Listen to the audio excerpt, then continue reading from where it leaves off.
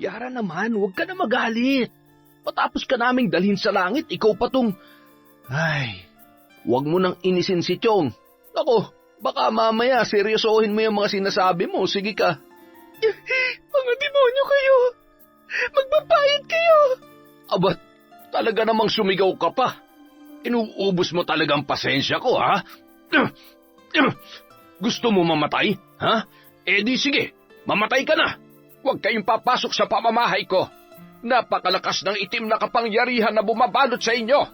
Ang sumpa ng walang hanggang paghihirap at kamatayan na posibleng bunga ng inyong malaking kasalanan.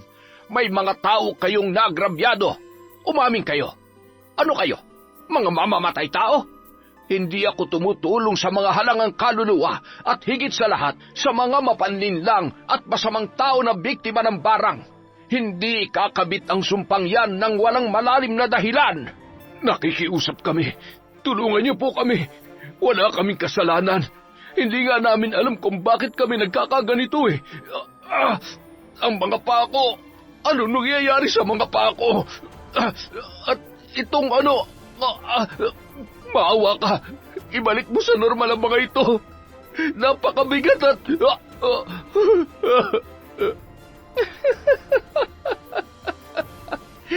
Ang tagal kong hinintay ang pagkakataong ito. Ngayon, hindi nyo na magagawa pang takasan ang mga kasalanan ninyo. Wala nang mas masaya pa na magdusa kayo sa loob ng kulungan habang nakakulong sa aking sumpa na magpapahirap sa inyo sa bawat segundo, bawat minuto, araw-araw. Taon 2010, Batangas. Patuloy pa rin ang pagbuhos ng malakas na ulan. 10 minuto bago sumapit ang 3:00 ng madaling araw ay nagising si Yara sa lamig ng tubig na tumutulo sa kanyang muka. Napabalikwas ang dalaga at nakiramdam sa paligid, sabay inabot ang flashlight at tiningnan kung saang butas na naman nagmumula ang tulong yon. Luma na at pinagtagni-tagni lamang ang yero na nagsisilbi nilang bubong at ang dingding naman ay yari sa mga lumang tabla at kawayan. Napakamot ulo na lamang ang dalaga nang makita ang panibago na namang butas sa kanilang bubungan. Ay, pambihira. Ang sarap-sarap pa naman sana ng tulog ko dahil malamig. Mamaya ako lang tatapalan yan. Nasaan na ba yung maliit na palanggana? Oh, ayan. Hindi ko alam kung saan inilagay ni tatay yung pantapal.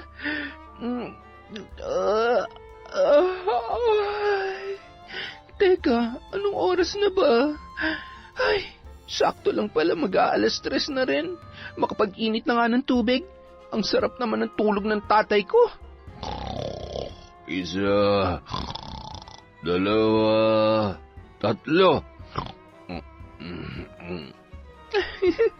Si tatay talaga. Pati sa pagtulog nagtatrabaho pa rin. Hayaan mo tatay, konting taste na lang. Pagtapos na ako sa pag-aaral, hindi mo na kailangan magpakahirap sa trabaho. Gagawin kong lahat para makalipat tayo sa mas maayos na bahay at makakapagpahinga na yung katawan mo sa pagbubuhat ng mabigat na bloke ng yelo. Mula nung siya ay nasa elementarya pa lamang, yun na ang trabaho ng kanyang tatay Dado. Dahil sa hirap ng buhay, iniwan sila ng kanyang ina. 7 taon pa lamang si Yara at sumama yun sa ibang lalaki. Hindi naman masisi ni Mang Dado ang naging pasya ng kanyang asawa dahil hindi niya natupad ang ipinangakong magandang buhay ng pakasalan niya yon. Itinago niya ang katotohanan yun sa kanyang anak na si Yara dahil ayaw niyang magtanim ng sama ng loob ang dalaga sa sarili nitong ina. Hanggang sa nasanay na silang mag-ama na sila lamang. Magkasama at magkasangga sa lahat ng pagkakataon. Pagkatapos mag-init at magtimpla ng kape, ay umupo na si Yara sa gilid ng katre ng kanyang ama. Tay, tatay, gising na po. Mag-aalas 5 na. Ano? Alas 5 na. Bakit naman ngayon mo lang ako ginising? Malilintikan ako nito kay boss. Nakakahiya. Tatay naman, masyadong nervyoso. Nagbibiro lang po ako. Mag-aalas 3 pa lang. Natimpla ko na po yung kape nyo at binilhan ko na rin po kayo ng tinapay kagabi. Ubusin niyo po yon para may lakas kayo sa pagbubuhat. Hahatiran ko na lang din po kayo ng tanghalian mamaya. Wala naman pong pasok ngayon eh. Ay, pambihira kang bata ka, oo. Kinabahan talaga ako ng husto. Siya, sabayan mo na ako magkape. Sige lang po tatay, babalik pa po ako sa tulog pagkaalis ninyo. Late na rin po kasi ako natulog dahil tinatapos ko po yung project ko. Inaantok pa nga rin po ako eh. Nagising lang ako dahil sa bago na namang tumutulo sa bubong. Sandali lang ho tatay ihanda ko lang yung damit nyo, bota, raincoat dahil umuulan. Mahirap magkasakit, bawal ang magkasakit sa pamilyang to. Salamat anak, yung pantapal dyan sa butas ay nandoon sa lalagyan ko sa ilalim ng mesa. Sige po, ako na pong bahala tay, kayang-kaya ko na po yan. Wala naman talaga akong masabi sa kabaitan at kasipagan ng anak ko. Abay, ako na yata ang pinakamaswerteng ama sa balat ng lupa. Higit sa lahat, ikaw ang pinakamagandang dalaga dito sa lugar natin. Siyempre naman po dahil napakagwapo kaya ng tatay dado ko. Matapos maihanda ang kailangan ng kanyang ama, ay umupo yun sa may mesa habang naliligo naman si Tatay Dado. Tumitili-tili pa si Mang Dado sa sobrang lamig ng tubig. Nang makatapos yun, ay agad namang nagbihis ng kanyang damit pang trabaho. Paglingon niya sa may mesa, ay napansin niyang nakatulog na ulit si Yara at hindi niya na inistorbo pa. Nagising ang dalaga habang tinatanggal ni Mang Dado ang taling lubid ng kanilang pinto nang papaalis na yon. Ano ba at masyado namang mahigpit ang pagkakabuhol ng taling ito? Tay, aalis na po pala kayo. Ako na po tatay. Hinihigpitan ko po talaga. Mahirap na. Baka mamaya may magtangkang pumasok na pusa at kainin yung tinapay eh. Siya, kaya naman pala. Naistorbo ko patuloy ang tulog mo. Okay lang po. Mag-iingat po kayo. Payakap naman muna sa mahal na mahal kong tatay.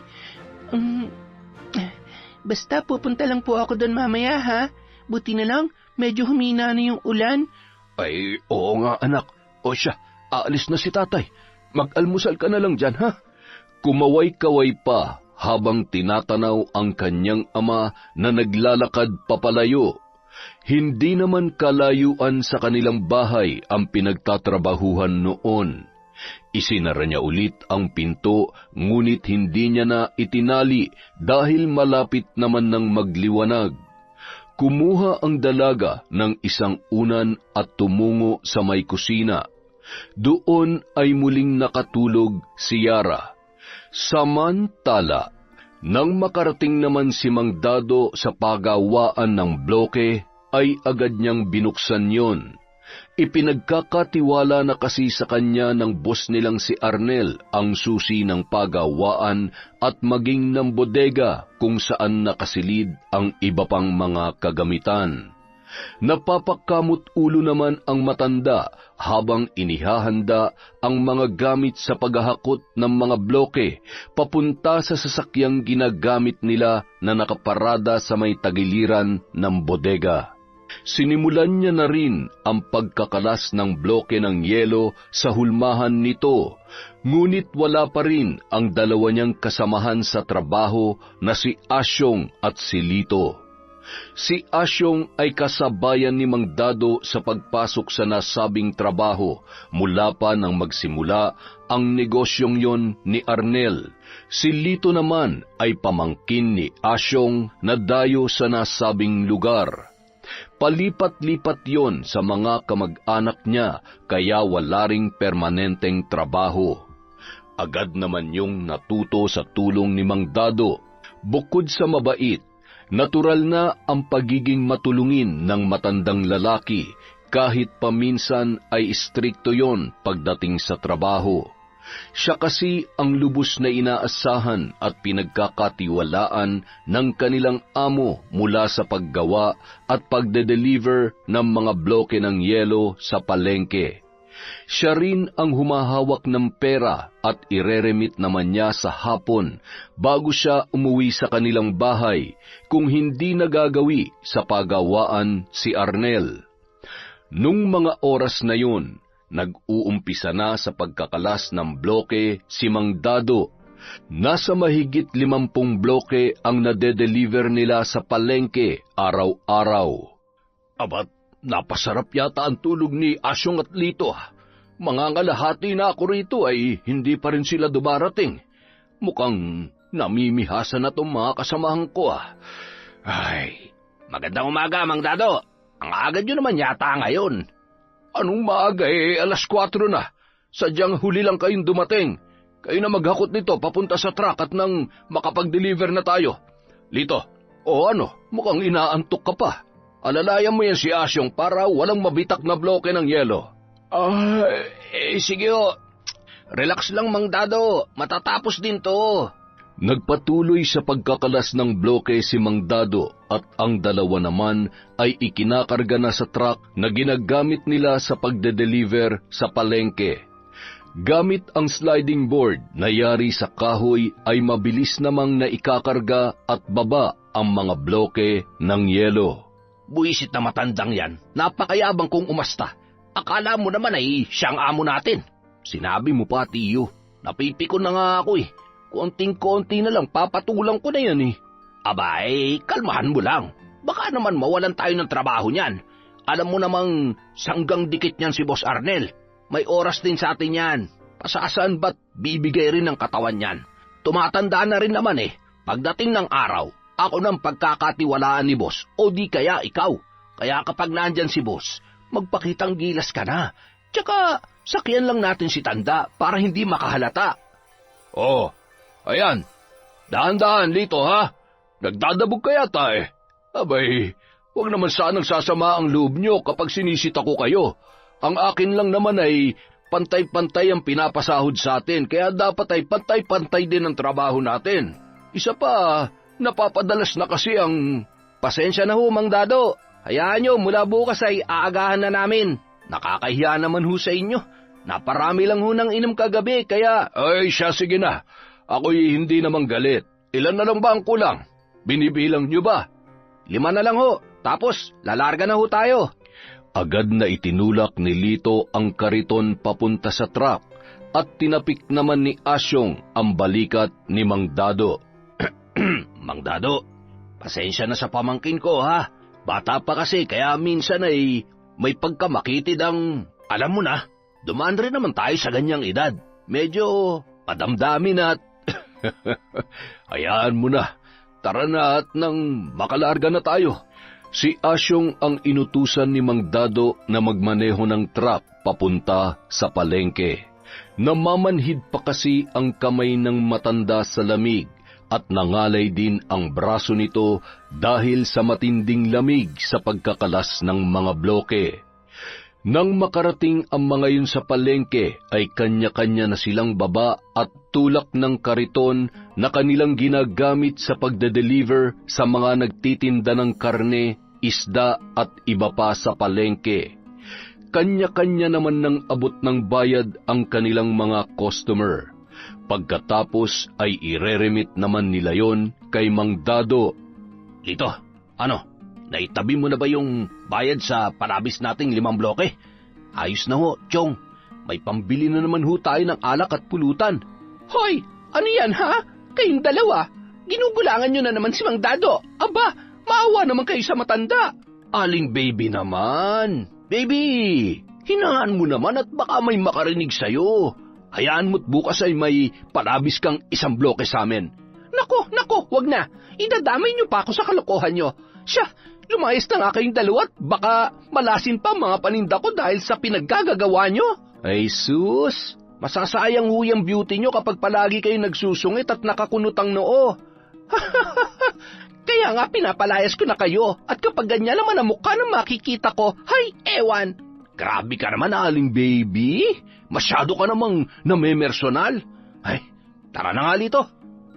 Samantala, kasalukuyang dinudukot ng matandang babae sa kanyang lumang bag ang pitaka habang naglalakad papalapit sa pinag-aangkatan niya ng panindang kakanin na ilalako niya naman sa may pantalan. Nasaan na ba yung pitaka ko? Habang abala ang matandang babae sa kung anong hinahanap niya, ay paparating naman sa kinatatayuan nito si Mang Dado. Ay, salamat sa Diyos at natapos din. Abat, sinura ata yun ha. Napakasipag rin naman ng matandang to. Wala ring kapaguran sa paglalako. Mula sa di kalayuan ay kitang-kita niya naman nang biglang hinablot ng isang binatilyo ang hawak na pitaka ng matandang si Lola Nora. Hoy, ang pitaka ko! Ibalik mo sa akin yan! Sakto namang tumakbo ang binatilyo papunta sa direksyon kung saan naroon si Mang Dado. Sinadya niya yung banggain ng kariton, dahilan para matumba at maabutan yon ni Lola Nora. Diyos kang bata ka! Ang likot ng kamay mo! Aray ko po! Magnanakaw kang bata ka! Akin na yung pitaka ko! Agad na pumito ang gwardya at nagkukumahog namang tumakas ang nasabing magnanakaw. Ay, hayaan nyo na. Ang importante ay nakuha ko na ulit itong pitaka ko. Aba, muntik pang madali ng lintik na yon ang puhunan ko. Talamak na rin ho talaga ang mga magnanakaw ngayon. Wala nang pinipiling oras at lugar, maging taong bibiktimahin. Ay, sinabi mo pa, Dado. Siya, salamat sa tulong mo. Kung hindi dahil sa'yo, malamang sa malamang ay natangay na ng lokong yun ang perang pinaghirapan ko. Bukod sa gwapo ka na ay mabait at matulungin ka rin pala. Siya, mag-iingat na lamang kayo sa susunod. Mauna na ako at siguradong hinihintay na ako ng mga kasamahan ko. Sinundan pa ng tingin ng matanda si Mang Dado na tumigil naman sa tapat ng isa sa kanilang mga customer. Mang Dado, mag-iingat kayo dun sa dalawa niyong kasama. Kanina ay narinig ko ang pinag-uusapan nila. Naku. Sigurado ako ginugulangan kanila. Aba, mahirap kapag ganyan ang mga kasamahan sa trabaho. Hayaan nyo't babalik din sa kanila yon kung sakali mang may ginagawa silang kalokohan. Hindi naman natutulog ang Diyos pagdating sa mga ganyang bagay. Ay, sige na. Sana'y maubos yung mga paninda ninyo. Kumaway, sabay na pabuntong hininga na lamang si Mang Dado sa kanyang nalaman. Hindi kasi yon ang unang beses na may nagsumbong sa kanya. Pinag-iisipan niya naman kung anong dapat niyang gawin sa dalawa niyang tauhan. Umiiwas rin kasi siya sa gulo, lalo na't alam niyang sumasama ang loob ng mga yon sa tuwing kanyang sinisita. Nang makabalik sa pagawaan ng bloke ng yelo sina Mang Dado, Asyong at Lito, bandang 8:00 na ng umaga. Nagpadala naman ng almusal ang kanilang amo, kaya naman pinagsaluhan nila yon bago muling magsimula sa kanilang trabaho. Maya-maya pa, isa-isa namang nagdatingan ang mga may-ari ng palakaya. Gumagamit sila ng ice crusher machine sa pagdurog ng mga bloke at ilalagay naman yon sa malalaking styro. Sabay papasanin nila ang mga yon papunta sa kani-kanilang bangka. Makalipas ang ilang sandali, nadatnan naman silang abala ng kanilang boss na si Arnel. Hindi magkanda-ugaga sa liksi at tila ba napakasipag ni na Asyong at Lito. Napangisi na lamang si Mang Dado sa inaasal ng magtiyo. Mang Dado, pahinga muna kayo. Iabot ko muna tong sahod nyo, baka makalimutan ko. Ano raw? Anong sinasabi ni boss? Napakaingay kasi nitong makina eh. Magpapasahod na raw, Mang Dado. Tara na't baka magbago pang isip ni Boss Arnel. Siya, halina kayo. Lito, itigil mo na muna yung pagsasalin ng tubig. Sige o, huli na ho ito. Susunod na po ako, Mang Dado. Ilang sandali pa ay agad nang iniabot ni Arnel ang kani-kanilang sahod na nakalagay sa loob ng puting envelope. Agad naman nagpasalamat ang mga yon. Pakibilang na lang at baka kulang. Mang Dado, muntik ko na makalimutan. Pinabibigay ho ni Mrs. kay Yara. Pabaon daw ho at pambili ng kung anong kakailanganin niya sa school. Nabayaran ko na rin ho kahapon yung kabuuan ng tuition fee niya. Nako, maraming salamat po, boss. Malaking tulong po ito. Siguradong matutuwa na naman ang dalaga ko. Pakisabi na lamang po kay madam na maraming salamat. Walang anuman po yun, Mang Dado. Alam niyo naman kung gaano kami nagpapasalamat sa kasipagan at serbisyo niyo para sa amin. At saka mula nang pinag-aral namin si Yara ay mas lalo kaming sinuwerte mag-asawa. Nakikita rin namin kung gaano nagpupursige yung anak ninyo. Napakahusay ho sa klase kaya talaga naman hindi nakakapanghinayang na pag-aralin. Bigla namang nagkatinginan sina Asyong at Lito. Nababakas ang inggit sa mukha ng mga yun habang nakikinig sa pag-uusap ng kanilang amo at ni Mang Dado. Bumalik na lamang sila sa kanilang ginagawa. Kita mo na, Lito, hindi ba't lugi tayo? Kaya dapat lang na dumidiskarte din tayo para sa sarili natin. Oo nga, Chong, napakaswerte naman pala ng matandang yan at ng anak niya. Kaya naman pala masyadong pabida kung magtrabaho dahil sobra-sobrang benepisyo nila mag-ama. Kaya tama lang nakalmahan lang natin kapag wala si boss. Tama ka dyan. Kaya maya-maya, matutulog tayo, ha? Kahit 1 oras lang, pwede na yun. Nang makaalis si Arnel, ay agad namang nagpaalam ang dalawa kay Mang Dado na kakain na sila ng tanghalian. Pumayag naman ang matanda at siya na ang nagpatuloy sa ginagawa ng dalawa.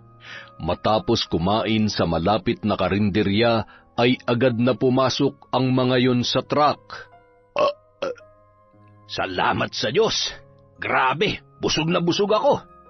Ay, makatulog na nga. Kayang-kaya na ni tanda yun.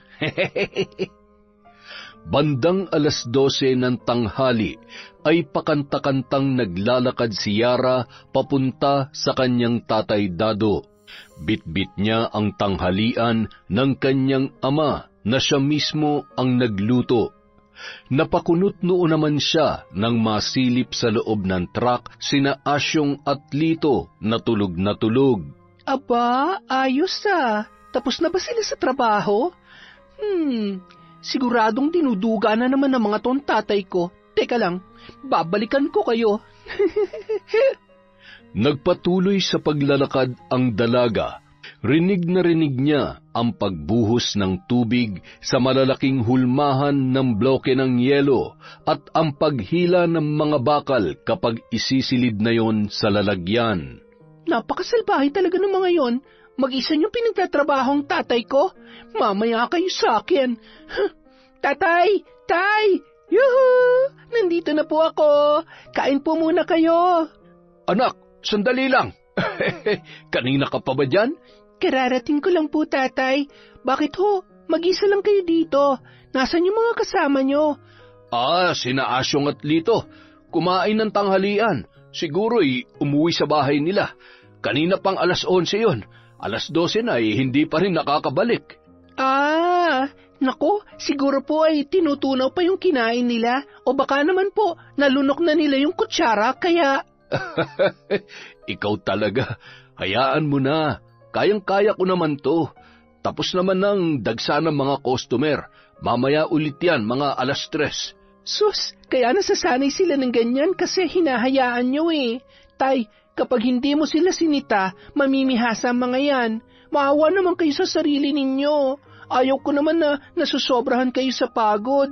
Inaabuso na kayo ng mga yon. Huwag kasi kayo masyadong mabait. Umiiwas lang tayo sa gulo, anak. Sa sakit ng ulo. Nakikisama lang ako. Pero kapag sobra-sobra na, siyempre magsasalita rin ako. Isa pa, may nagsusumbong rin sa akin sa palengke tungkol sa kalokohan ng mga yan. Dinadaya nila ang bilang ng bloke para may kita sila maliban sa sahod nila. Ay. Kita nyo na? Naku, madadamay ka pa sa kalokohan ng mga yan. Hindi nyo po sila kailangang pagtakpan. Huwag nyong isipin kung anong mararamdaman nila. Kung mayroon kayong dapat isipin, di yung boss nyo na nagmamalasakit sa atin, hindi yung mga tamad at magnanakaw naman pala. Gusto ko lang makasiguro. Mahirap namang maniwala sa sabi-sabi lang, kaya gusto kong ako mismo makakita. Sabagay.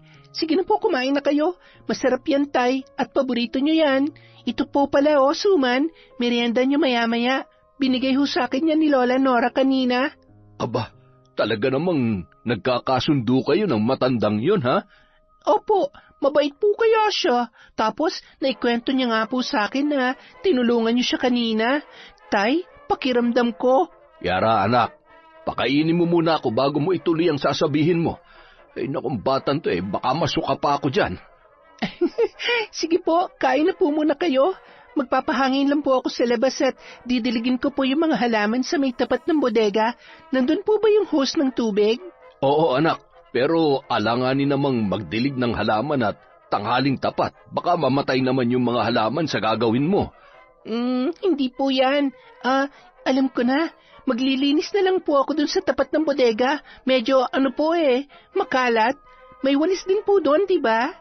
Oo, anak. Siya, ikaw na ang bahala dyan. Hindi ka rin mapakali ng walang ginagawa May pinagmanahan ka nga talaga. Pasipul-sipul pang kinuha ni Yara ang walis at hose ng tubig sa may bodega at ikinabit yon sa gripo. Sarap na sarap kayo sa tulog nyo, ha? Habang yung tatay ko nagkakandakuba na sa pagtatrabaho, humanda kayo sa akin. Mga impakto! Matapos wisikan ng tubig ang semento na kalsada sa tapat ng bodega, ay winalis-walisan niya yon, sabay ngumisi at tumapat sa may bintana ng truck kung saan parehong nakanganga at humihilik ang magtiyo na sina Asyong at Lito. Tulong! Nalulunod ako! Chong, gising! Nananaginip ka! Ano nangyayari? Bakit basang-basa tayo? Anak na putya! Akala ko totoo na! Ay, nandyan po pala kayo? Nananadya ka ba? Hindi Mali ko ba naman na nandyan kayo? Sabi ni tatay, kumakain kayo Bakit kasi kayo natutulog oras pa ng trabaho? Ay, nagpapalibre lang yata kayo sa trabaho Habang yung tatay ko nagpapakahirap kanina pagdating ko. Baka gusto niyong isumbong ko kayo kay... Hoy, maldita! Umayos ka, ha? Itiko mo yung bibig mo kung ayaw mong... Ano, sasaktan niyo ako? Aba, bakit anong masama sa sinabi ko? Abusado kayo? Kung hinahayaan kayo ni tatay, pues ibahin niyo ako. Kaya ko kayong isumbong sa boss niyo. Abat, sip-sip ka rin pala, katulad ng... Oh, ano nangyayari dito? Oh, ano nangyari sa inyo? Basang-basa kayo. Tay, inaaway nila ako.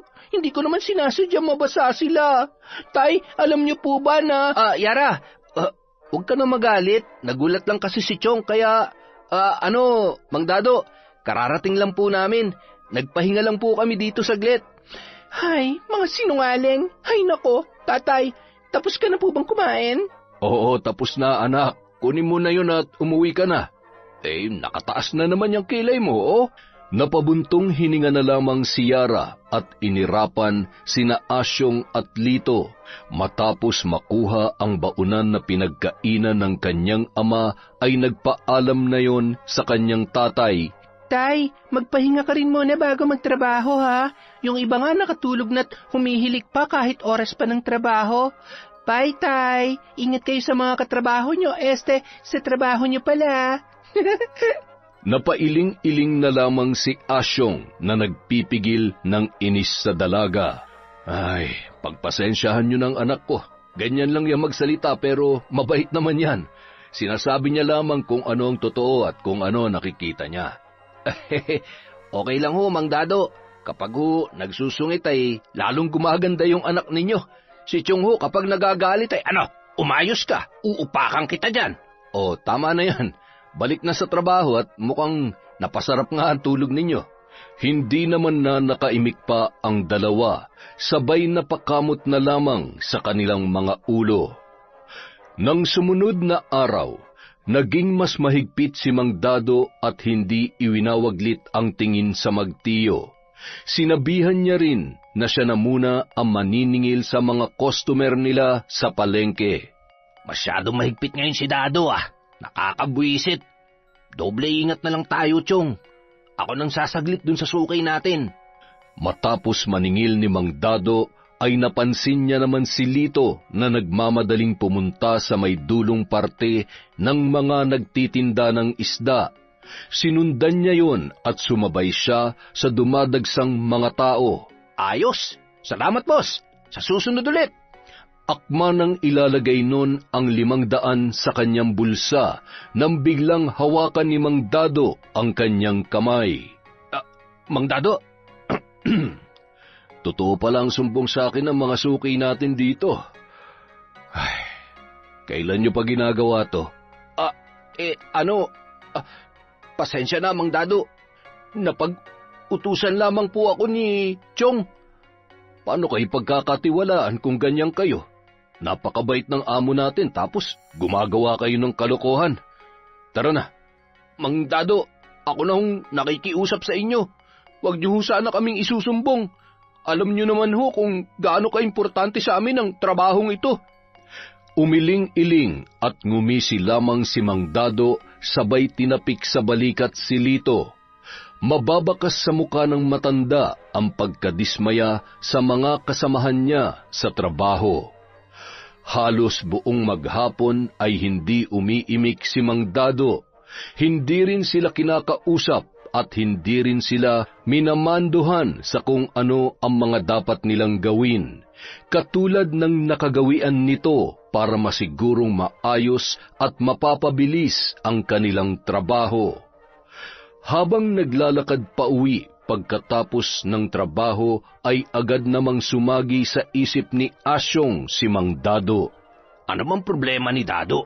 Hindi na nga umiimik ay nakasimangot pa. Sarap upakan. Nagtrabaho naman tayo na maayos kanina. Baka mamaya kung ano pang isumbong niya kay boss, makakatikim talaga siya sa akin. Chong, may problema tayo. Ano kasi, nahuli ako kanina ni Mang Dado. Alam niya na pala yung tungkol sa pagpapalusot natin ng bloke. Ano? Anak nang, napakabobo mo naman. Paano nangyari yun? Bakit naman hindi ka nag-iingat? Nalintikan na, oo. Sigurado magsusumbong ang sip-sip na yon. Yun nga rin ang inaalala ko eh.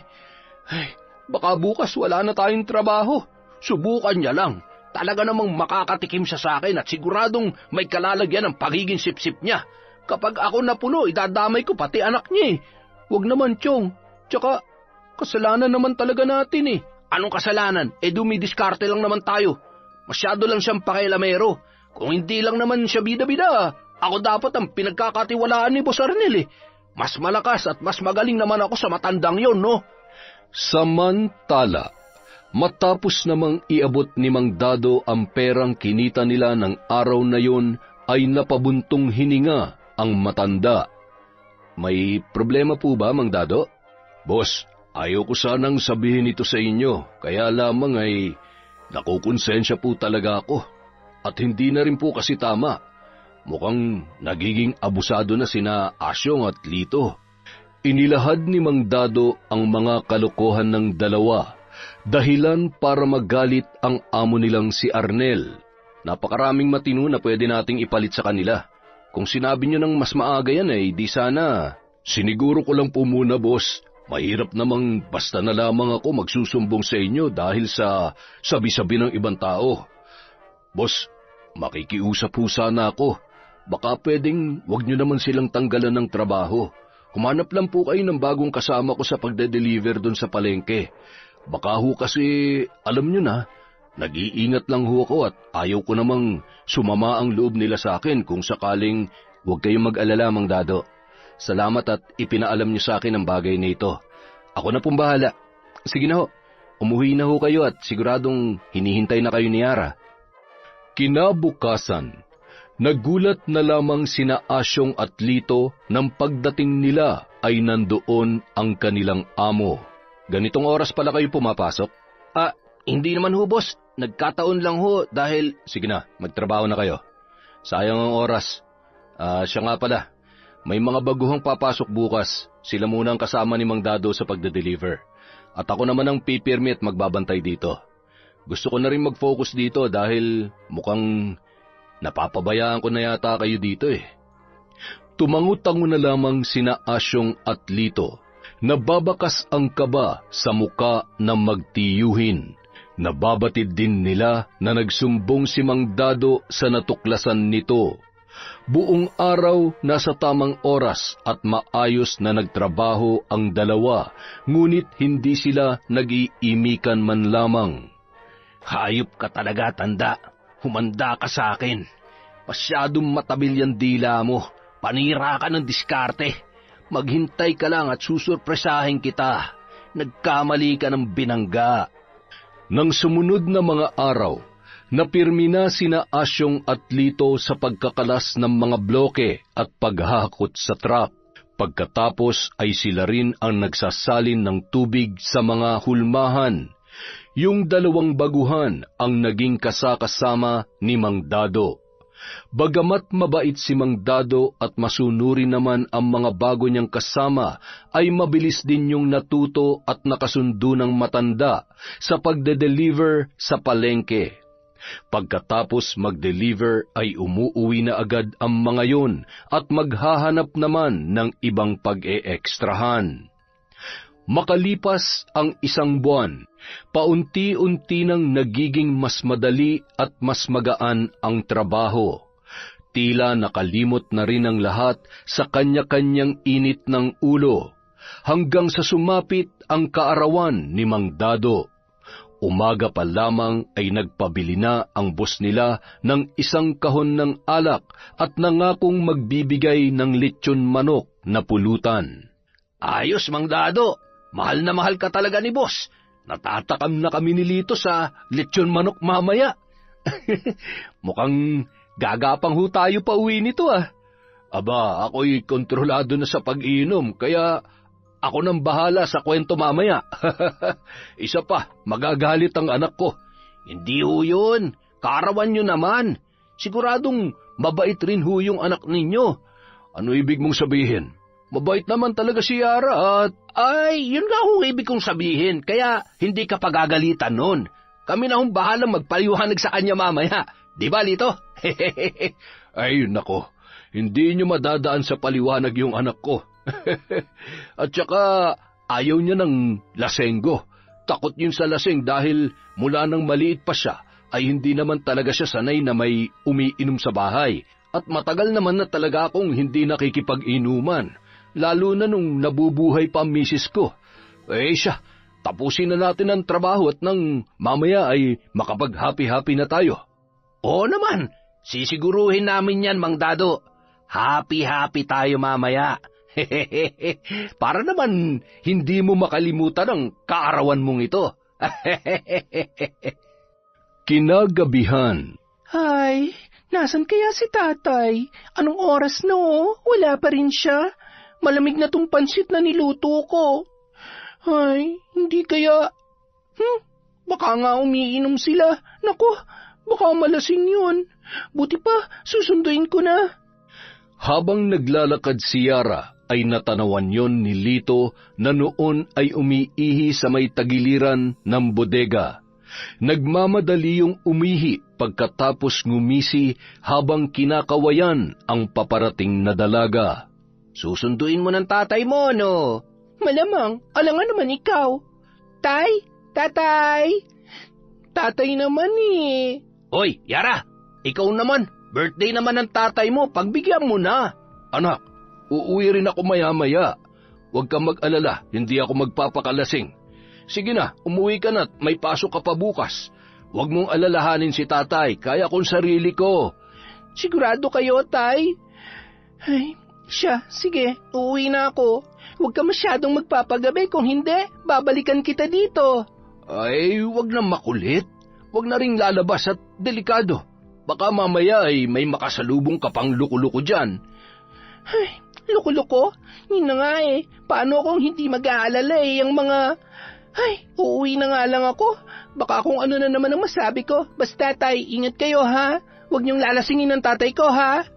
Bagsak ang balikat na lumabas si Yara ng bodega, kung saan nag-iinuman ang tatay Dado niya at ang mga kasamahan nito sa trabaho. Sayang naman yung niluto ko. Tatay naman kasi, mas gusto niya pa talagang kasama yung mga pangit na yon. Ay, naantok na ako. Sigurado hindi ko na siya mahihintay pag-uwi niya. Pagdating sa bahay, agad niya nang itinali ang pinto at humiga na si Yara. Makatulog na nga. Gigisingin na lang ako noon pagdating niya, sigurado yon. Sa kabilang banda, matapos magpaalam ng 2 baguhan, ay naiwan naman ang 3 sa bodega. Sige lang, mandado, tagay pa! Kailangan maubos natin to. Mas lasing, mas masaya. Hindi ba, Lito? Yan, tagay pa! Ay, ako? Malalasing nyo? Nako, malabong mangyayari yan. Malilintikan na o sana ko. Baka hindi ako pagbuksan ng pinto nun. Ayos, lasing na si Tanda. Siguradong maisasagawa na namin ni Chong ng maayos ang plano namin. Hindi na ako makapaghintay, Yara. Mang Dado, huling tagay na to. Huy, abat. Yari ka sa amin ngayon. Gamit ang susi ng matanda, isinara ng magtiyo ang bodega. Pinagtulungan naman nila ang matanda na isakay sa likod na bahagi ng truck at inilagay ang susi sa bulsa noon. Itinali rin nila ng lubid ang kamay at paa ni Mang Dado, sabay tinakpan ng makapal na trapal. Humahalakhak pa ang magtiyo sa kanilang ginawa kay Mang Dado at nagmamadaling umalis ang mga yun. Samantala, bandang 12:00 ng gabi, nagising si Yara nang may marinig na mga yapak sa labas ng kanilang bahay. Naamoy niya rin ang halimuyak ng alak na nagmumula sa labas. Bumangon naman siya nang marinig ang mahinang boses na tumatawag sa kanyang pangalan. Yara, buksan mo tong pinto. Ang tatay mo, lasing na lasing. Bilisan mo, napakabigat. Naku po, yun na nga bang sinasabi ko eh. Sandali lang, tatay naman kasi eh. Hindi maaninag ng dalaga ang mga taong nasa labas dahil madilim ang paligid.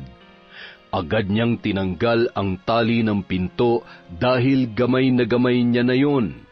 Nang buksan niya ang pintuan ay nagulat siya nang ang magtiyuhin lamang ang tumambad sa kanyang harapan. Nasaan si tatay? Anong ginagawa niyo dito? Ha? Ang dami mo namang tanong, papasukin mo na lang kami. Ano ba? Bitawan niyo ako! Mga hayop kayo! Huwag ka nalang magtangkapang sumigaw, Yara. Kung ayaw mo masaktan. Sige, subukan niyo lumapit. Sisigaw ako ng malakas. Sisigaw ka? Bakit ka naman sisigaw? Wala pa nga kaming ginagawa sa'yo. Halika dito. Sayang naman kasi kung papatayin ka namin ang hindi man lamang pinakikinabangan. Napakaganda mo pa naman at... ang bango-bango mo. Bitawan niyo ako! Nakakadiri ka! At talagang palaban ka, ha? Napakaingay mo!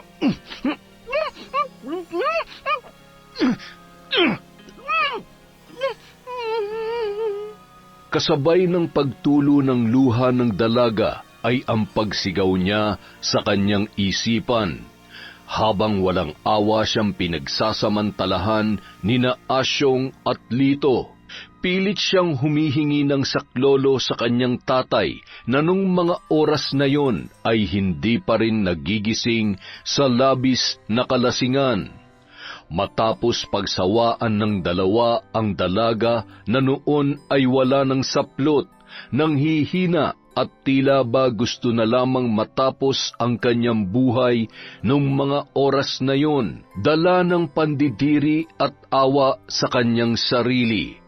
Ikinuyom niya ang kanyang mga palad habang nanginginig ang mga labi at patuloy ang pagpatak ng luha na nakatitig sa dalawang lalaki, na noon ay nagawa pang magsindi ng sigarilyo habang nakangisi at nananabik pa rin sa dalaga.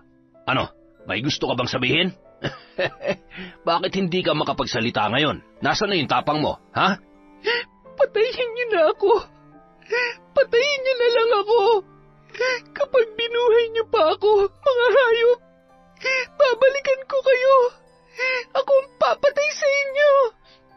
naman. Huwag ka nang magalit. Matapos ka naming dalhin sa langit, ikaw pa tong... Ay, huwag mo nang inisin si Chong. Nako, baka mamaya seryosohin niya yung sinasabi mo. Sige ka. Mga demonyo kayo! Magbabayad kayo! Abat, talaga namang sumigaw ka pa?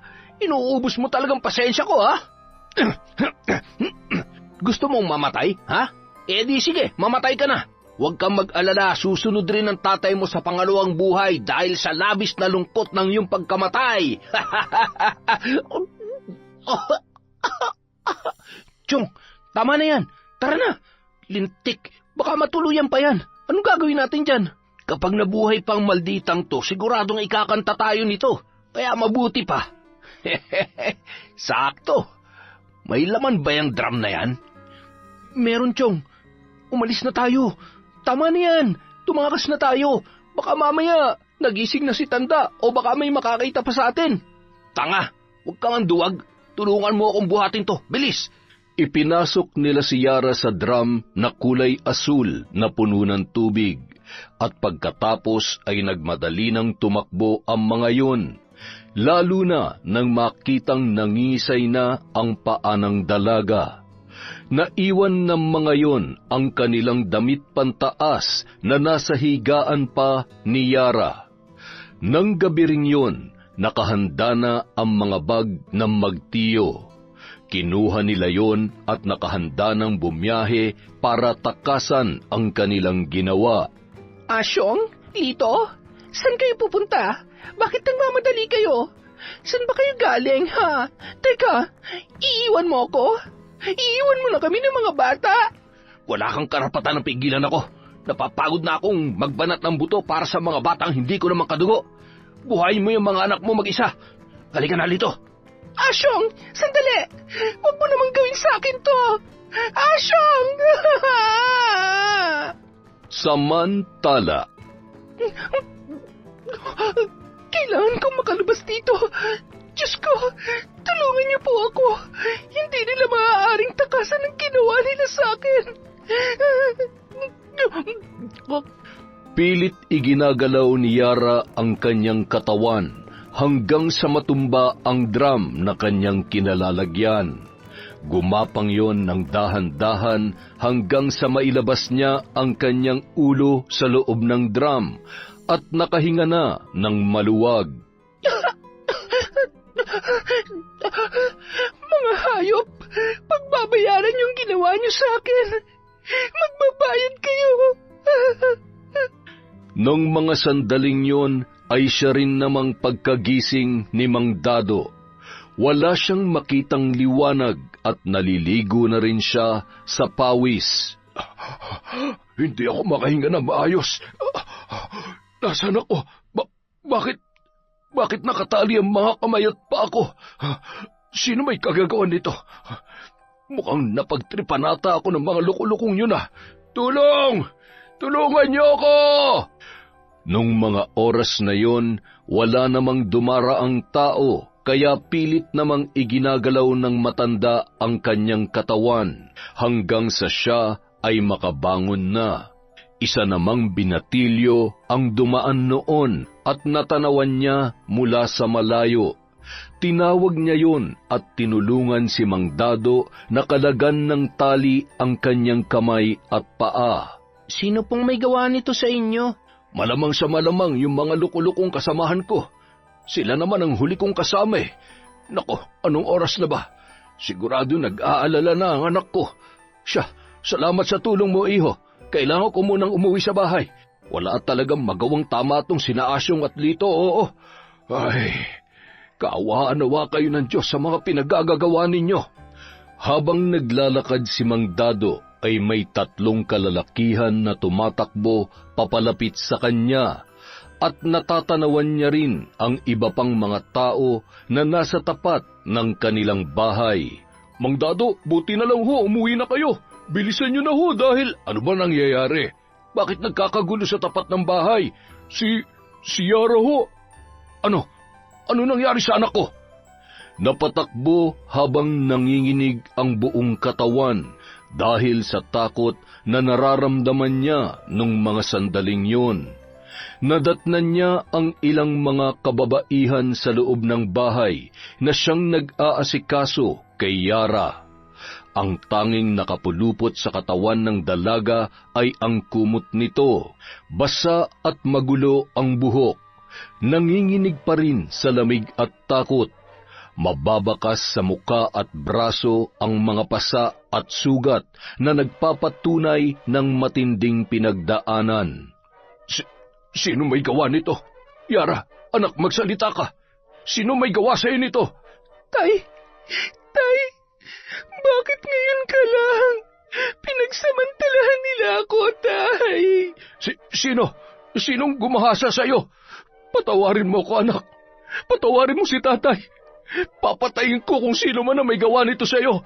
Magbabayad sila.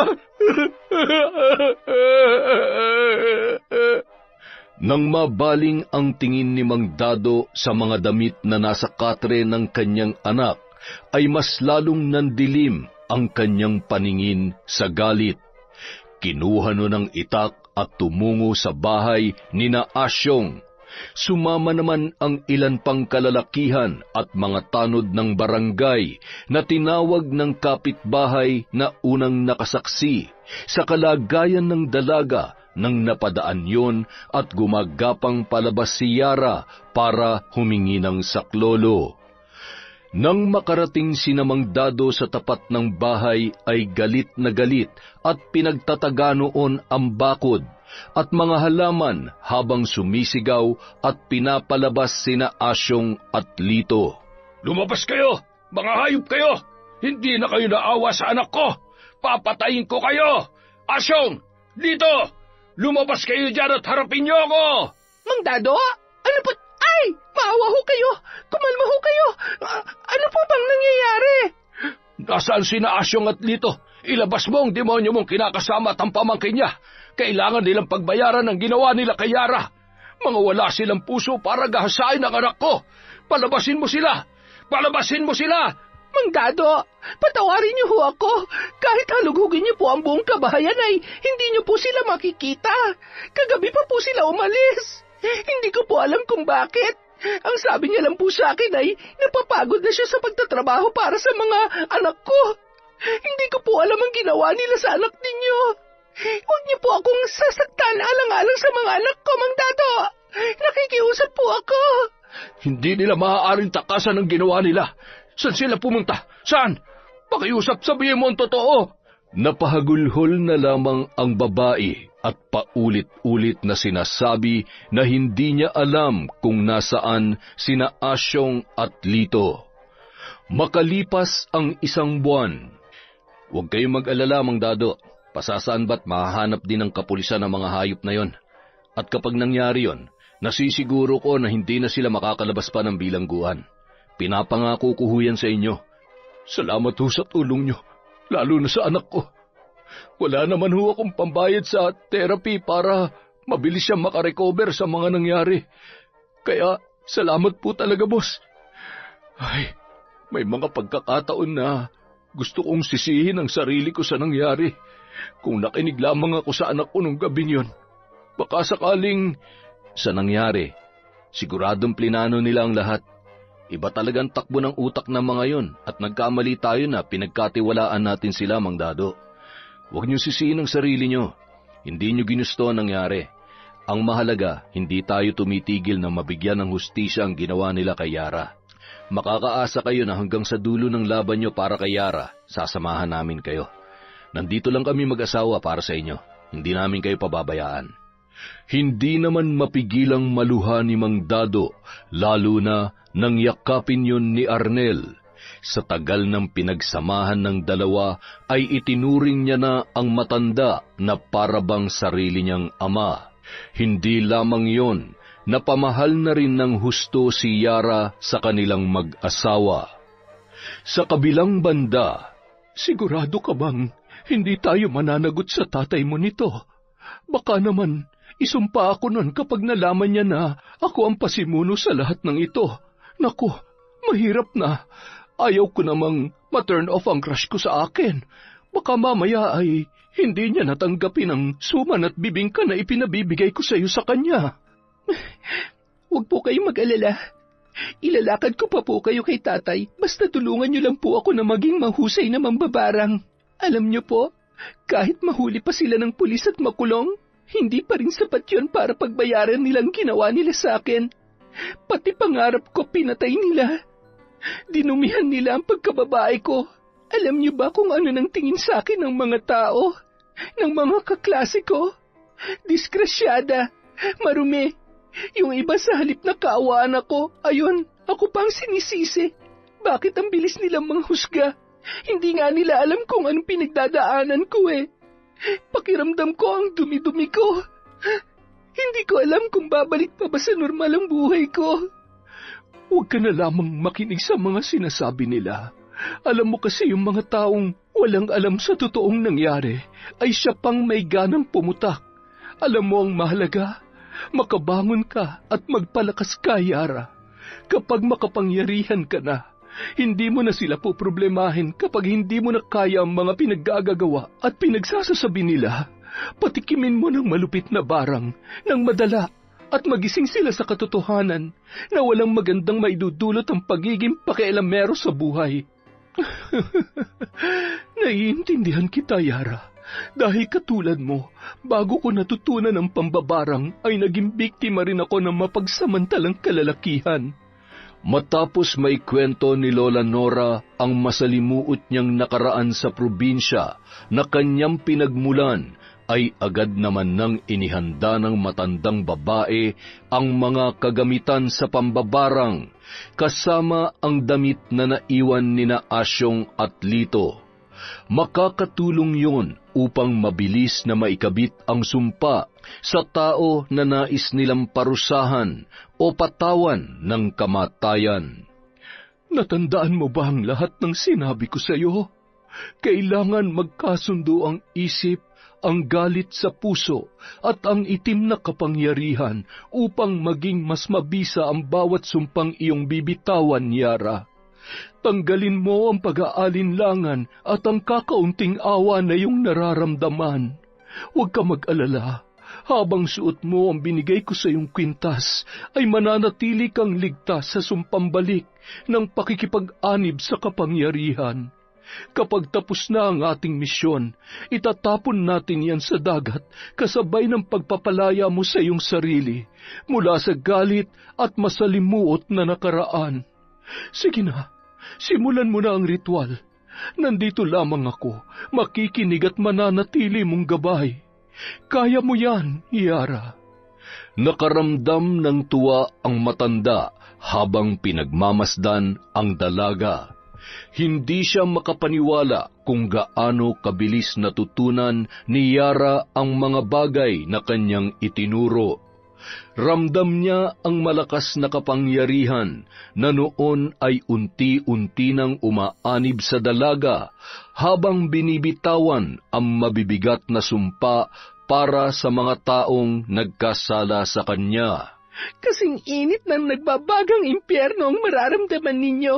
Hindi maiibsan ng kahit gaano karaming tubig at lamig ang uhaw na mararamdaman ninyo. At kahit ilang beses pa kayong maligo, aalingaso pa rin ang mabahong amoy nyo katulad ng marumi nyong pagkatao. Amoy ng nabubulok na karne at basura. At sa mga susunod na araw, ang bituka nyo ay lalawlaw pababa sa inyong ari na animoy may hinihila kayong isang malaking dambana.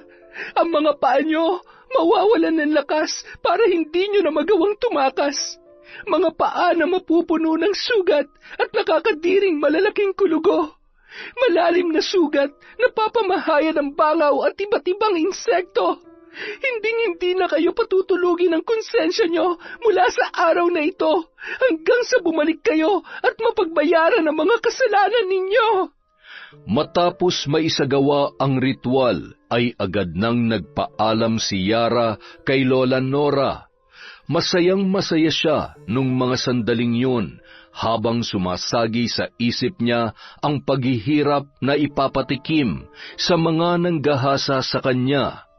Pasipol-sipol pa yun at sinalubong naman ng kanyang ama.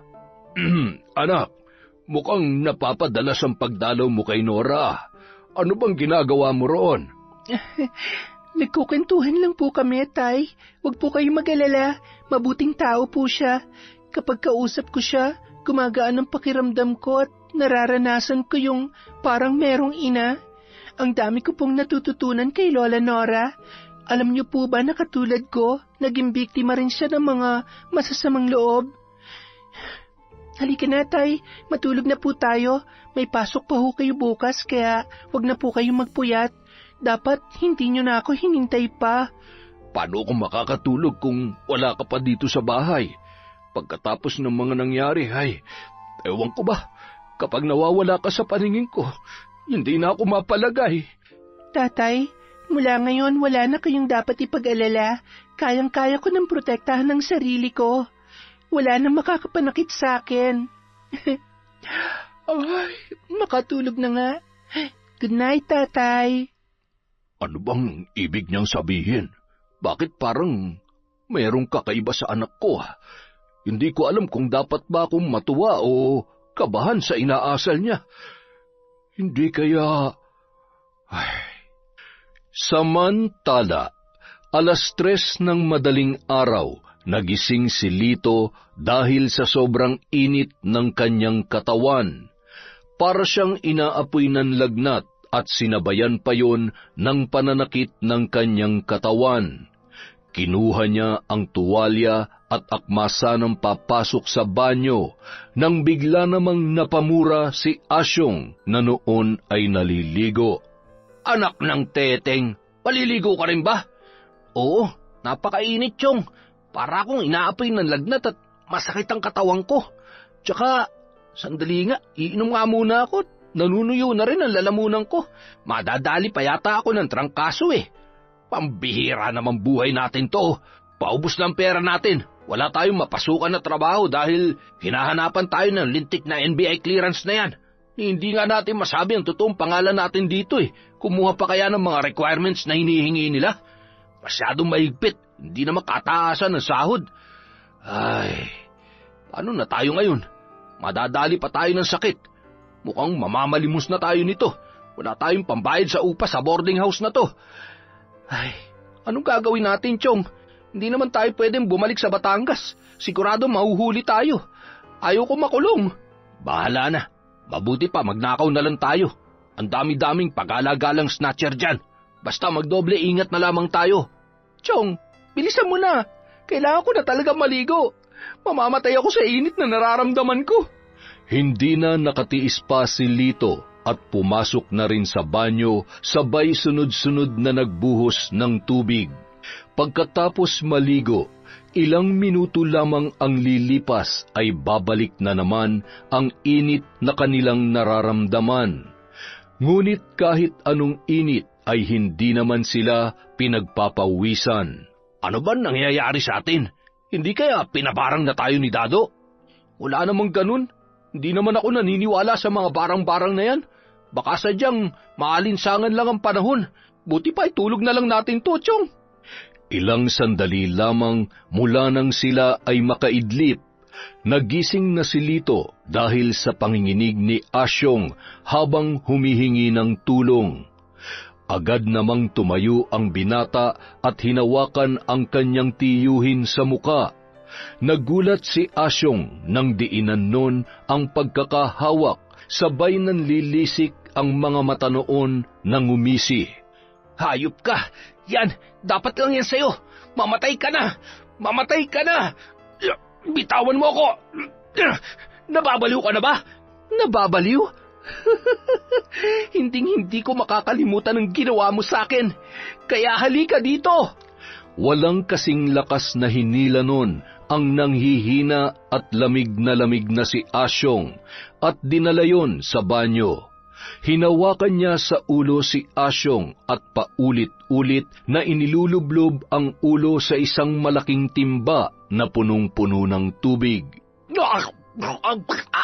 Tama na! Lintik ka! Papatayin mo talaga ako, ha? Pwes, uunahan na kita! Chong, bawa ka! Nang makita ni Asyong ang dugo sa ulo ng pamangkin, ay bigla siyang natauhan. Maya-maya, Napalingon silang pareho nang biglang bumukas ang pinto ng banyo at nakita nila ang isang babae na duguan ang muka, humahalakhak, sabay itinuro silang dalawa. Mamamatay kayo! Mamamatay kayo! Pagbabayaran niyo ang lahat, tandaan niyo yan! Hinawakan sila sa leeg ni Yara at walang kasing lakas na sinasakal ng walang kalaban-laban, katulad ng ginawa nila sa dalaga hanggang sa nawalan sila ng malay. Ngunit ang kahindik-hindik na mga bulong sa tenga ay kanila pa ring naririnig. Kinaumagahan, nagtataka sila nang magising sa loob ng banyo. Nakasubsob pa ang mukha ni Asyong sa maruming inidoro. Buwak! Anong ginawa mo sa akin, ha? Anong ginagawa natin dito at... Teka, bakit ka umiyak, ha?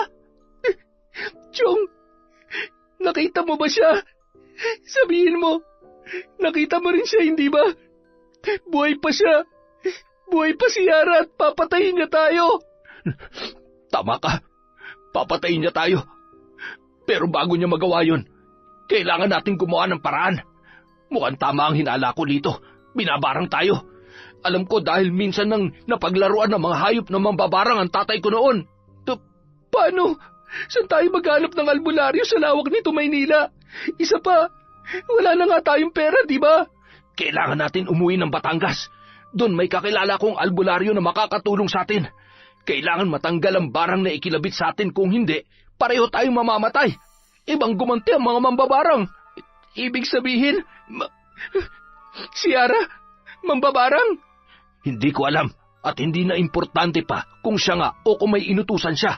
Ang kailangan natin ay mapawalang bisa ang sumpa bago pa mahuli ang lahat. Ibenta natin ang mga natitira nating gamit dito. Basta may pamasahe lang tayo at saka na lang ulit tayo didiskarte pagbalik natin dito sa Maynila. Sa karatig bayan naman yon, kaya hindi naman siguro tayo mahuhuli ng kapulisan.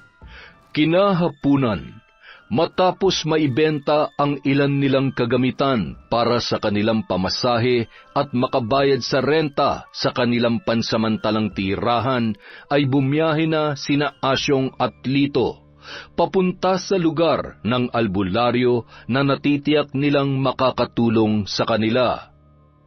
Sa kabilang banda, habang nagwawalis si Lola Nora sa tapat ng kanyang bahay, ay napatigil yon nang makita si Mang Dado na noon ay papasok sa kanyang tarangkahan. Ay, Diyos ko po, bakit ba naman ako kinakabahan ng ganito? Ano kayang pakay niya rito? Aakyat na ba ng ligaw itong si Dado? Ay, masyado ka naman yatang masaya, Nora. Didiretsahin na kita. Nandito ako para tanungin kung... Ikaw naman, kailangan mo pa bang tanungin kung gusto kita? Alam mo naman siguro yon mula pa nung una tayong nagkita, Dado. Naalala mo pa ba? Ay, Jesus Mariosep, oh. Kilabutan ka nga sa sinasabi mo, Nora. Ano ka ba naman? Matatanda na tayo ay... Ang ibig kong sabihin ay ang tungkol sa pagpunta-punta rito ni Yara. Nararamdaman ko na may kakaiba kayong ginagawa dahil nitong mga nakaraan ay... may nagbago sa kinikilos niya. Sabihin mo nga sa akin, ano ba talagang nangyayari sa kanya? Nakakainis ka naman, Dado. Siya, sasabihin ko na. Tinuruan kong mambarang ang anak mo dahil bukod sa mapilit siya, ay dapat lamang yun para makaganti siya sa mga manyakis na yon. Huwag ka mag-alala. Hindi siya mapapahamak dahil ang kwintas na pinasuot ko sa kanya ang magsisilbing proteksyon niya. Isa pa, alam ko ang ginagawa ko at hindi ko siya pababayaan. Siguruhin mo lamang, Nora, dahil kapag may nangyaring masama sa anak ko, hindi ko alam kung wala kang magandang sasabihin, umalis ka ng gurang ka. Sige na, masyado ka nang mapanakit ng damdamin. Barangin kita dyan eh. Kahit barangin mo ako, hindi pa rin ako makakapayag sa gusto mo. Akala mo ba hindi ko alam na sinusuhulan mo ang anak ko? Hindi ko ipagpapalitang na mayapa akong misis sa isang mambabarang. Che, umalis ka na. Akala mo ba pipigilan kita? Kung hindi pa ako tumanda ng ganito, hindi sana ako mabobroken-hearted. Samantala, bandang 7:00 ng gabi, Pagtapak pa lamang nina Asyong at Lito sa may pintuan ng bahay ng albularyo ay namilipit ang mga yon sa sakit ng kanilang tiyan. Naramdaman nila ang pagbaba ng kanilang tiyan at pagbigat ng ibabang parte ng kanilang katawan. Agad na gumapang ang mga yon at pinaghampas naman ng albularyo ng buntot pagi, kaya napapahiyaw sa sakit ang dalawang lalaki. Huwag kayong papasok sa pamamahay ko. Napakalakas ng itim na kapangyarihan ng bumabalot sa inyo. Ang sumpa ng walang hanggang paghihirap at kamatayan na posibleng bunga ng inyong malaking kasalanan. May mga tao kayong naagrabyado. Umamin kayo. Ano kayo? Mga mamamatay tao? Hindi ako tumutulong sa mga halangang kaluluwa at higit sa lahat, sa mga mapanlinlang at masamang tao na biktima ng barang. Hindi kakabit ang sumpang yan ng walang malalim na dahilan. Nakikiusap po kami. Tulungan niyo kami. Wala kaming kasalanan. Hindi nga namin alam kung bakit kami nagkakaganito eh. Ang mga paa ko. Ano nangyayari sa mga paa ko? At itong ano ko, bawa ka. Ibalik mo sa normal ang mga ito. Napakabigat at... Chong, hindi ko na kaya. Ang sakit. Tama na. Yara, kung ikaw man na nagpapahirap sa amin ni Chong, maawa ka. Susuko na kami. Huwag mo naman kaming pasakitan ng ganito. Ang sakit. May mga sugat at kulugo. Chong, ang mga paa natin. Diyos ko, amang mahabagin. Anong gagawin ko sa mga taong ito? Buhay pa nangabubulok na. Mga hilayo pa kayo. Pauna pa ako mamatay dahil sa amoy ninyo. Sobra-sobra ang galit na may gawa nito. Mga halang siguro ang kaluluwa ninyo. Gumapang ang magtiyuhin papunta sa kubo, kung saan doon ay sinubukang bigyan ng pansamantalang lunas ng albularyo sina Asyong at Lito.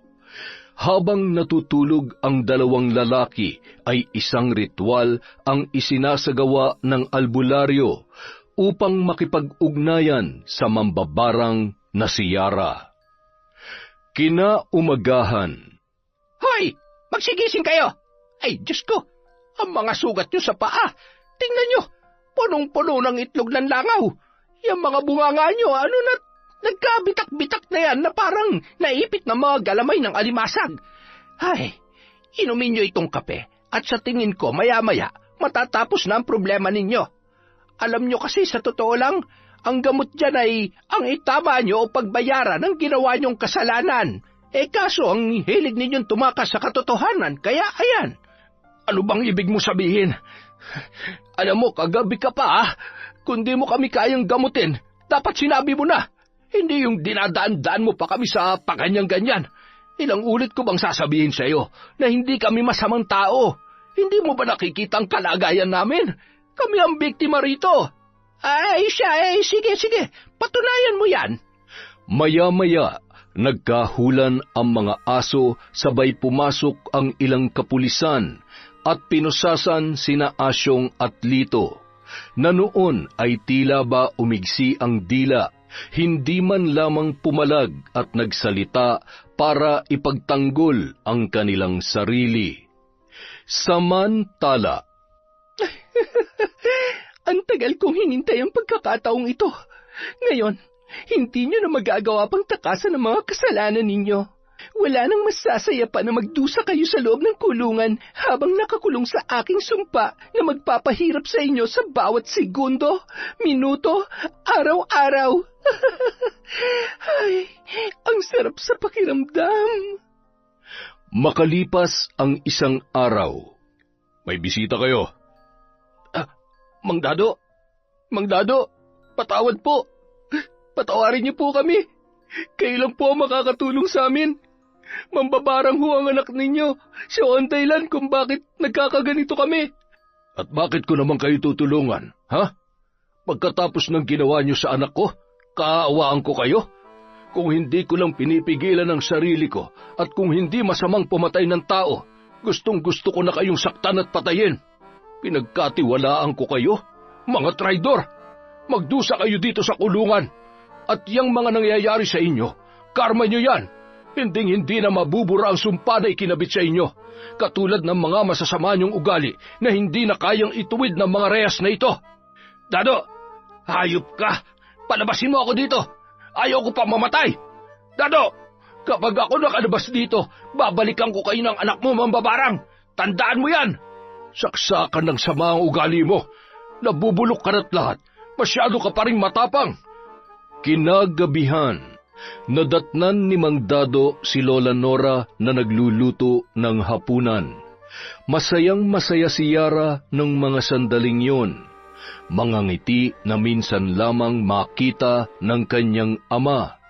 Nababatid niya kung gaano kalaking kasiyahan ang naibibigay ni Lola Nora sa dalaga.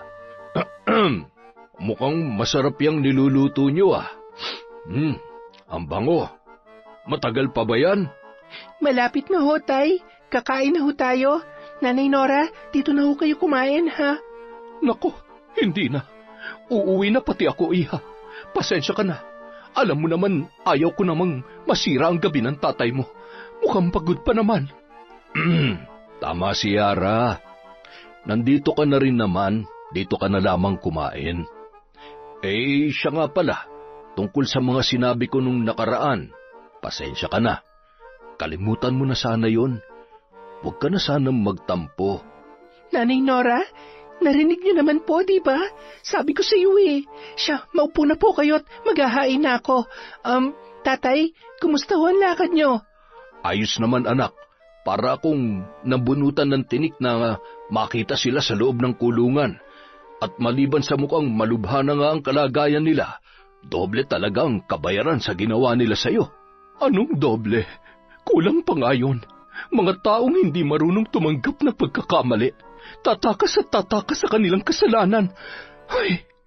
Ay, basta ngayong nakakulong na sila, kung maaari ay itigil nyo ng paggamit ng itim na kapangyarihan na yan.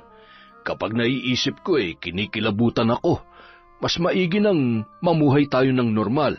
Kahit pa may proteksyon si Yara hindi natin may pagkakaila na isa pa rin niyang malaking kasalanan. Huwag po kayo mag-alala, Tay. Yan naman po ang usapan namin ni Nanay Nora. Hindi po ba, Nay? Bakit nanay na ang tawag mo sa may reklamo ka ba? Pumunta ka sa barangay. Kung hindi mo ako tanggap bilang ina niya, bahala ka dyan. Basta kami masaya bilang mag-ina. Kung gusto mong manatiling masaya at mabuo ang pamilyang ito pambihira naman oo. Kayong dalawa ha, pinagkakaisahan nyo talaga ako. Kumain na nga lang tayo para kayong laging nalilipasan ng gutom Masarap pa. Teka, wala naman sigurong gayuma to, no? Konting-konti na lang kapag naubos ang pasensya ko sa'yo. Gagayumahin talaga kita. Ang hirap mo namang ligawan, masyado kang pakipot. Ay nako, Yara, mukhang nagkaka-wrinkles na yata ako at namumuti na lalo ang buhok ko sa kakaasa dito sa tatay mo. Hindi ko malaman kung sadyang takot sa babae o baka binabae na yan, ha? Binabae pala, ha? Yari ka sa akin mamaya. Teka, may iba ko. Yara, gusto mo bang makita ang mga... Hindi na po, Nanay. Tama na hong nakakulong sila. Hindi ko na po pinangarap na makita ang kahit aninuman lang nila. Gusto ko na hong tuluyang makalimutan ang lahat ng ginawa nila sa akin. Ibabalik ko na ho yung dating ako. Kasama kayo ni Tatay. Aabutin ko pa rin ang mga pangarap ko. Hindi magiging hadlang ang pinagdaanan ko para matupad ko pa rin ang lahat ng mga nasimulan ko noon. Ngayon pa ba? Bukod sa may mabait at pogi na akong tatay, may Nanay Nora na rin po ako. Tapos, si Tito Arnel at ang asawa niya, marami kayong naniniwala at nagmamahal sa akin, kaya wala akong karapatang sumuko. Makalipas ang 5 taon, isang ganap ng nurse sa isang public hospital si Yara. May maayos na bahay at hindi na rin nagtatrabaho ang kanyang tatay Dado dahil may sakit na ito. Walang pasok noon ang dalaga at nataon na kaarawan ng kanyang pinakamamahal na ama. Mayroon silang isang katulong na nag-aalaga kay Mang Dado at nag-aasikaso ng mga gawaing bahay kapag may pasok si Yara. Kaya naman ng araw na yun, abala sila sa pagluluto ng pagkain na handa para sa kaarawan ng kanyang ama. Masyado ka namang abala, anak. Naghanda ka pa wala naman tayong bisita. Mapapanis lamang ang mga yan. Tatay, malay nyo naman may bisita kayo. Malay nyo, bumalik na si Nanay Nora. Hindi na babalik yun. Asa ka pa. Masaya na yun sa Sikihor at malamang sa malamang nakalimutan niya na ang kaarawan ko. Sus, aminin, namimiss nyo siya, no? Kayo kasi, lagi nyo na lang siyang inaaway. Alam nyo namang matampuhin yon. Ay, teka, nandyan na po pala si Sir Arnel at ang asawa niya. Tuloy po kayo. Maligayang kaarawan, Mang Dado. Napakagandang lalaki niyo pa rin po kahit hindi na tayo makapagbuhat ngayon. Magpalakas kayo at nako, hindi pa tayo nagkakapo dito kay Yara at mukhang wala rin yatang boyfriend. Ay, wala pang ipinapakilala. Siguro takot makaliskisan. Hindi bali ng tumandang dalaga yan. Huwag lamang maloloko at masasaktan niyang si Yara. Tatay naman, masyadong stricto. Teka, mukhang... Nanay? Nanay Nora? Salamat at nakarating kayo. Alam niyo po ba, kanina pa kayo hinahanap ni tatay. Sabi niya namimiss niya na raw po kayo. Abat, hoy, wala akong... Shh! Tatay naman, sumakay ka na lang, baka mamaya magtampo na naman yan, sige ka. Nagagalit ka pa rin ba, sweetie? Sorry na, ikaw naman kasi. Huwag ka na mag-alala, hindi na kita iiwan ulit. Namiss ko naman itong napakapoging boyfriend ko. Ay, teka, may bisita ka pa yatang paparating. Nakakotse at, aba, ay sino yung gwapong yan? Sandali lang ho. Tuloy ka, Kent. Ikaw na lang ang hinihintay namin. Aba, ang gwapo naman niyang kasama mo, Yara. Hindi mo naman sinabi na may irereto ka sa aking bago. Parang gusto ko nang makipaghiwalay dito sa topakin mong amay Sweetie, hindi dahil sa hindi ako nakakalakad na maayos ngayon ay hindi ko kayang bangasan ng mukhang gwapo na yan. Abat, nandito lang ako nagagawa mong... Ito namang sweetie ko. Nagbibiro lamang ako. Kung hindi ako nagkakamali ay siya ang boyfriend nitong anak natin. Magandang araw ho. Ikinagagala ko po kayong makilala. Tama ho si nanay. Ako nga po siya po ang magiging asawa ko at tatay ng batang nasa sinapupunan ko. Tubig! Bigyan niyo nga ako ng tubig! Ay, Sus Mariosep, sweetie, huwag kang mamamatay. Sasampalin kita dyan. Mang Dado, uminom ho kayo. Hinga ho na malalim. Salamat. Lumapit ka nga dito. Pogi ka naman, mabango at gusto ko lang malaman mo na hindi kita binibigyan ng karapatan na lokohin at saktan ng anak ko. Kahit patay na ako, kapag umiyak yan, babangon ako sa hukay at makakatikim ka sa akin. Tatay naman, mabait ho tong si Kent. Kahit ho 3 beses ko siyang inaaway araw-araw mula nung niligawan niya ako, hindi niya po ako sinukuan. Kaya huwag kayo mag-alala, hindi ho kami maghihiwalay kung sakaling dumating ang araw na magkakaproblema kami. Katulad ho ng, ay nako, ayan, magkakaturuan na. Pasensya ka na anak, hayaan mo't hahabaan ko ng pasensya ko dito sa tatay mo hanggang sa huli naming hininga. Sweetie naman kasi, wag mo na akong inaaway. Alam mo namang mahal na mahal kita Yon, isang nakakatuwa at napakagandang kwento na naman mula sa kwentong Enteng. Maraming salamat po sa inyong pagtsatsaga at walang sawang pakikinig. Wala po muna tayong shoutout. Sa susunod na video, maglilista po muna tayo. Again, maraming salamat po mula sa kwentong Enteng.